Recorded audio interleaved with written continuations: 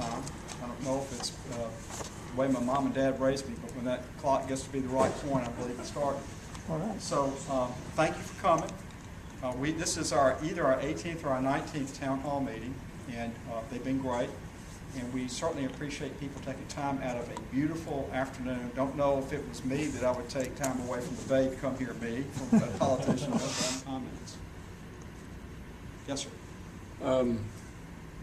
It's been said that the Republican Party in general has been anti-woman, and I know you're making adjustments to try to, how far can the Republican Party go to make an adjustment without changing the nature of the party itself?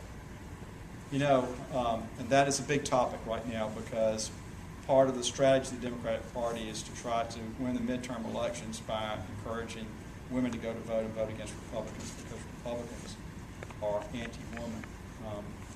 That's nonsense. We all have mothers. My mother was a very big influence in my life. My grandmother came here from Indiana. She was a Republican.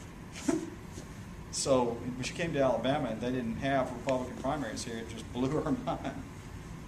I have two daughters who work, and my wife works, and if for no other reason, because I expect them to be treated appropriately, I'm for equal pay for equal work. And all of us, all Republicans in Congress are for that. The Democrats want something right now that is basically an amendment of an existing law that already requires equal pay for equal work. We already have that law in place. They want an amendment to that law that would essentially give more money and power to the trial bar so that they could file more lawsuits. And I think, looking out for small businesses, I don't think we should allow them to become targets for more lawsuits. They've got enough lawsuits they have to deal with.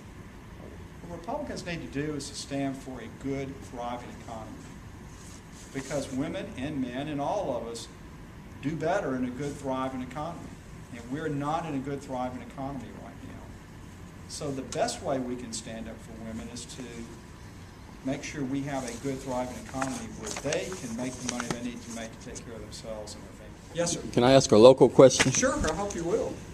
The yacht club marina needs to be dredged. Yeah. And you've heard of this, I'm sure. Yes, sir. And the Corps of Engineers says, apparently, this is what we're told, that they don't have the money because of sequestration, Yes, but they might next year. Yes, sir. Is that about the size of it? They're telling the truth. All right. We've met with them. Oh, you have?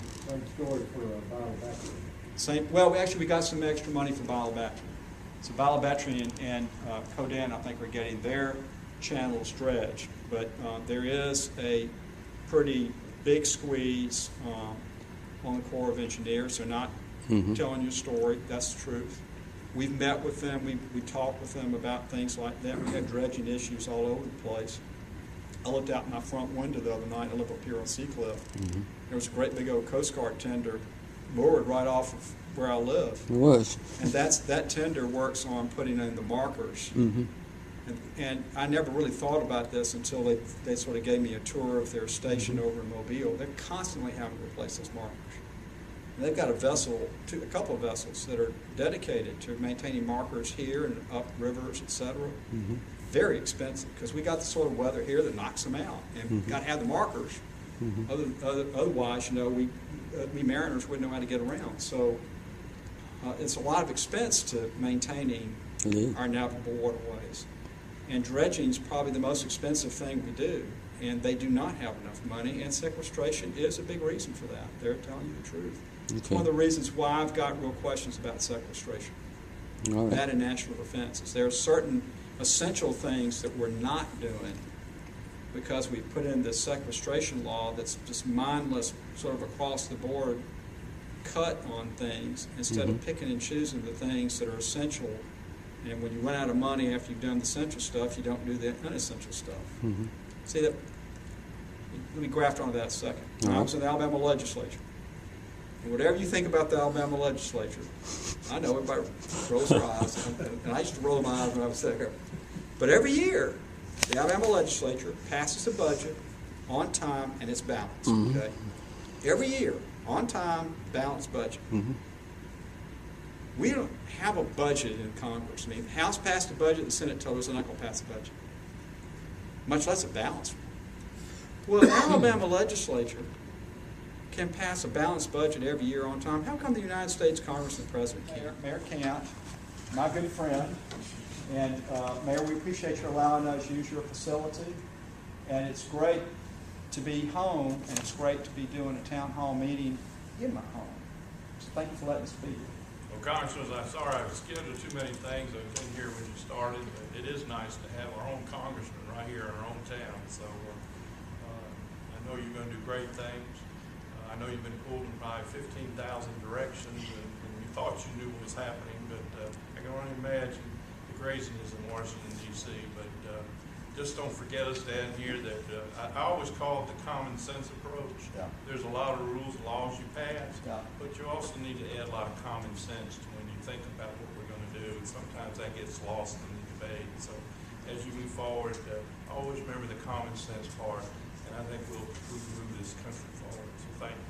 Thank you, Mayor. I get that common sense all the time. What does this mean?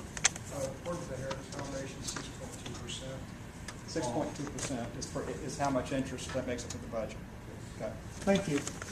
The Mayor, I get that common sense when I go to the grocery store for Rebecca, and people stop me in the grocery store, which I love. Now, sometimes it takes me an hour to get a loaf of bread for Rebecca, and she says, "What have you been doing?" And I've been talking to people at the store or downtown.